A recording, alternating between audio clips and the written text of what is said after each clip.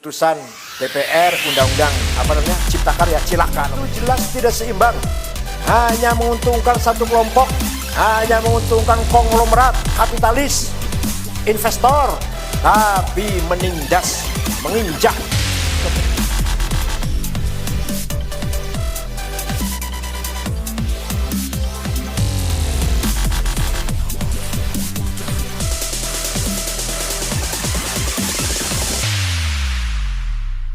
Sekarang baru saja kita mendengar, baru kemarin ada keputusan DPR Undang-Undang Cilaka.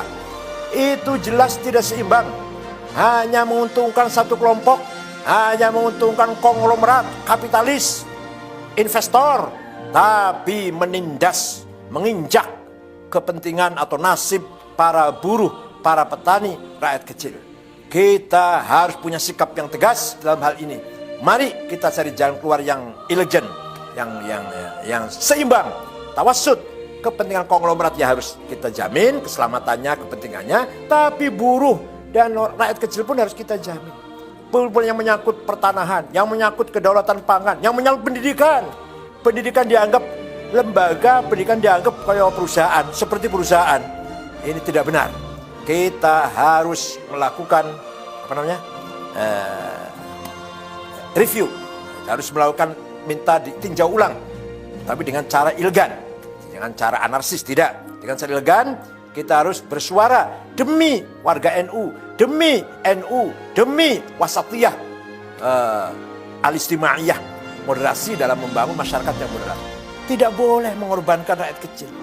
Undang-Undang Dasar 45 yang masih jauh panggang dari api, apa istilahnya gitu ya, jauh panggang dari api, yang masih jauh dari implementasi.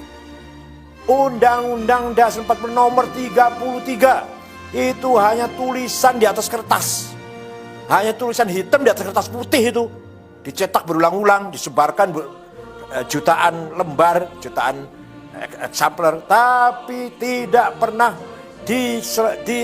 diimplementasikan. Bahwa kekayaan Indonesia ini kan, alam ini untuk seluruh rakyat Indonesia. Apa itu sudah terimplementasi? Sudah terrealisasi? Sama sekali tidak. Sama sekali tidak. Bahkan yang kaya semakin kaya, yang miskin semakin miskin. Apalagi sekarang di era keterbukaan ini semakin bebas, liberal, yang diikuti oleh sistem liberal kapitalis. Ini semakin betul-betul nasib rakyat kecil, orang kecil semakin tertindas.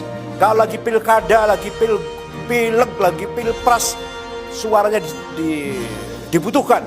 Rakyat kecil suaranya dibutuhkan. Tapi kalau sudah selesai, ditinggal. Mending kalau hanya ditinggal. Iya kalau ditinggal, didoni meneh, diludahin. Mending kalau diludahin, diinjak lagi. Jadi Undang-Undang pasal nomor 33, Undang 45 pasal 33 itu hanya tulisan di atas kertas. Hanya tulisan di atas kertas.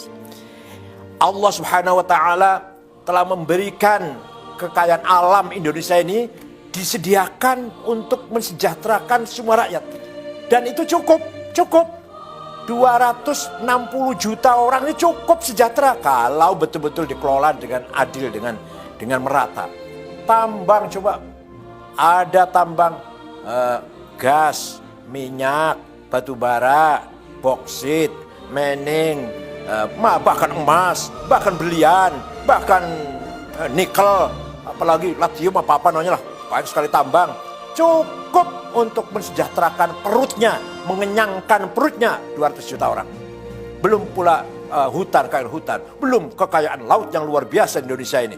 Bukan hanya ikan, tapi juga hal-hal yang berharga yang ada dalam laut kita, harga yang sangat bernilai. Itu semua hanya menguntungkan segelintir orang, menguntungkan segelintir jumlah orang. Bayangkan, katanya, saya ini belum membuktikan, katanya kekayaan orang 4 konglomerat sama dengan 100 juta rakyat. Ya ini kan, kalau ya benar ini, innalillahi wa inna ilaihi raji'un. Coba kita lihat kekayaan orang kaya, orang 50 konglomerat yang kaya ini. Apa ada orang NU? Satu pun tidak ada. Ini berarti kan tidak ada pemerataan sama sekali. Ada, sekali saya juga sering ngomong ini, sudah saya bosan sama ngomong ini. Ada pengusaha yang menguasai 5 juta hektar, Tapi warga NU di desa 1 meter aja, 1 jengkal aja nggak punya. Para petani kita. Ini jelas sekali tidak membangun keseimbangan. Saya tidak anti konglomerat.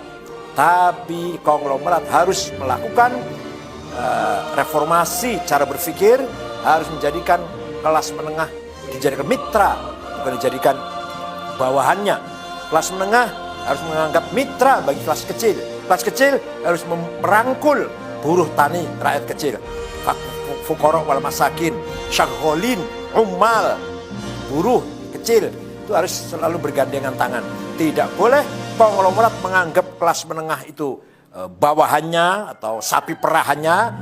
Kelas menengah menganggap kelas kecil sapi perahannya, bawahannya, dan kelas kecil jauh dari fuqara wal masakin, tidak boleh.